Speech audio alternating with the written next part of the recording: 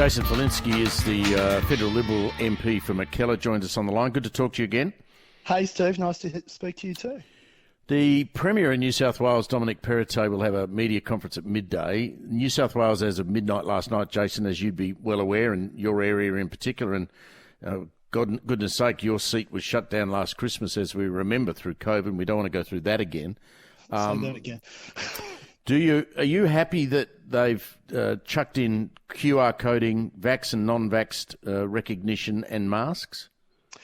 Look, if I can be blunt with you, Steve, I think the QR codes are probably something worth keeping. I hate the masks. I've got to be honest with you, I hate them. But look, masks indoors are probably worth keeping as well. I think the distinction between vaccinated and unvaccinated at 95%, which is where we are in New South Wales, is probably something that you can take down. I think it's an unreasonable burden, and it doesn't actually have a major impact on the spread of the disease. The one thing I would also say is that what we're now learning is that Omicron, which is the latest one, is more infectious, but its symptoms are much lower. The argument going on at the moment, and I don't pretend to be an expert, is whether the symptoms are lower with people who are vaccinated versus what happens to people who are unvaccinated. But, about 2 months ago, I spoke to Dale Spender, who's the Australian who heads up the Singaporean health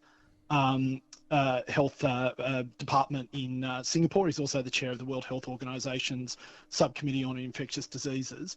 And what we're seeing in New South Wales is what he said back in October we should expect to see, which was an initial decline in cases, followed by an explosion in daily case numbers. But what we need to watch is hospital admissions, but particularly ICU admissions. And at the moment, fortunately, they remain incredibly low across the state. So we need to keep a close eye on those things. We all pretend to be experts, Jason. That's what we do in this business. You know that better than anybody. The idea of letting people on unemployment benefits earn more than what they are limited to at the moment before their dole payments cut, to try and create a workforce out of nowhere, really, to try and get people through the Christmas period. Good idea, bad idea? I think it's well worth looking at. I think it's a great idea. And the reason I say that is that often people talk about welfare and work, and it becomes this sort of binary discussion. And we always look at it in dollar and cents terms. This is not, and I'm not trying to be, over-egg the situation. This is not about saving money. This is about saving lives. People who are long-term welfare recipients have, for their own personal outcomes, much lower life expectancy, much lower levels of education, much lower levels of, partnering with people and forming families, much higher levels of being subjected to violent crime and crime just generally. If you love someone, if you really care about another person, you want to try and get them off welfare, not because it saves you money, but because it helps them have a much, much better life. And in Australia, the problem is that the barriers we put up between transferring from or transitioning from welfare into work are far too high. So often people go from welfare to work, and they end up earning less money. And yes, sure, they should look long term, and they should understand the benefits for themselves. But we have to understand that human beings see that and they think, why am I doing this? And we have to reduce those barriers. We have to encourage people at an individual level to move from welfare to work. And at the moment, there are just too many discouragements from them doing that. We all know that JobKeeper was a raging success. The Morrison government did extremely well in putting that program in place, but it did become, and perhaps has become, a disincentive for people to actually go out and work. That's now finished, that scheme, and so people have no longer got an excuse. I guess living off the bank of mum and dad might help some people too, but you're right to encourage people to go out and work. We've got 80,000 hospitality jobs on Seek.com that are not filled. Absolutely right. And I noticed some media outlets saying, where's this number of $90 an hour? But I can tell you in my area alone that there are restaurants, there are cafes that are happily offering over $50 up to $100, depending on the shift, for people to come in. Wow. just wash dishes. Gee. And, you know, if Shakespeare was still alive, he would have Richard III not say my kingdom for a horse on the northern beaches. He'd be saying my kingdom for a barista at the moment. They're the most in-demand people on the northern beaches. It is, you know, it is problematic, and we shouldn't see it as a problem. We should see it as an opportunity to actually encourage a lot of people who have been stuck on welfare for a long time out of that into work, because over the long term it makes their lives much, much better.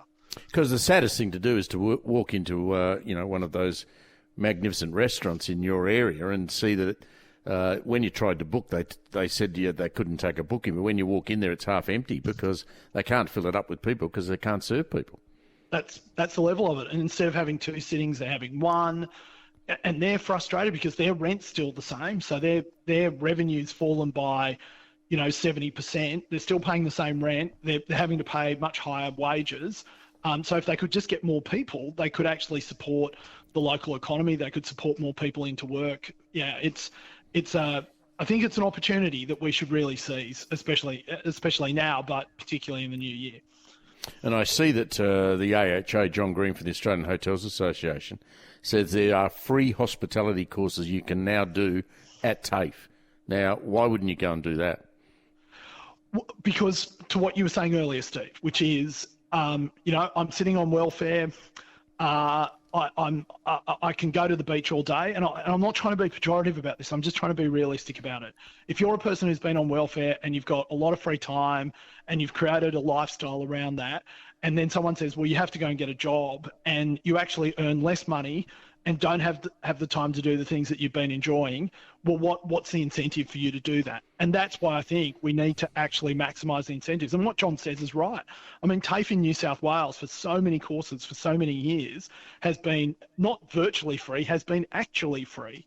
So I think the big piece is now actually saying to people, well, you can keep a lot of your payments and your benefits. They'll taper off over time when you move into work, just to remove that final barrier.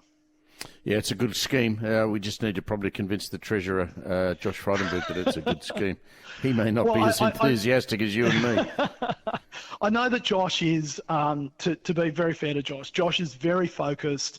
You know, he doesn't see Treasury as dollar and cents. He sees it as people and how we can help make people's lives better. And that's what this is about. Good to catch up again, mate. Thanks a lot. Talk soon. Pleasure, Steve. Thanks, mate. Jason Falinski there, the Liberal MP for Mackellar. What do you make of that idea? Should you get the unemployed out working and let them keep their dole and let them do some work for the next 6 months? I reckon it's a no-brainer. 1300 23 99 99 is our number.